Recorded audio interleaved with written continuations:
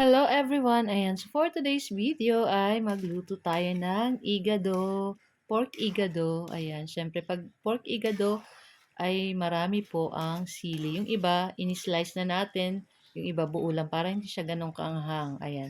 So gagamit po tayo ng carrot. Ayan. Medyo marami-raming carrots. Tapos syempre ang instead po nagagamit tayo ng tawag niyan, Baguio beans ba? Yung iba nilalagay Baguio beans or potato. Dito po sa Bicol nilalagay ay saging na saba, yung medyo hilaw-hilaw pa ng konti or medyo pahinog ng konti. Ayan. So, parang ganun po yung nilalagay. Tapos yan, syempre, yung ating pork dyan, tapos yung atay ng pork, sinangkapan na natin yan ng tomato sauce, syempre yung ating bawang sibuyas, ayan, tapos naglagay rin po pala kami dyan ng liver spread.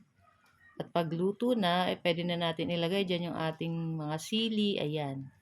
So, gumamit tayo ng pulang sili at yung color green. So, ayan. Hindi na namin hinati yung ibang sili dyan, guys. Kasi baka mapaanghang at hindi kumain yung 3 sons ko. Kasi yung 3 sons ko, guys, medyo lalo na yung bunso ko, ayaw na ng masyadong maanghang. So, ayan na nga. At luto na rin to, guys. So, pwede na rin natin patayin yung apoy at kumuha na rin tayo ng plato at i-transfer na rin natin itong ating nilutong pork igado. Ayan. So, guys, ito lang po ang aming video today at sana po nag-enjoy kayo.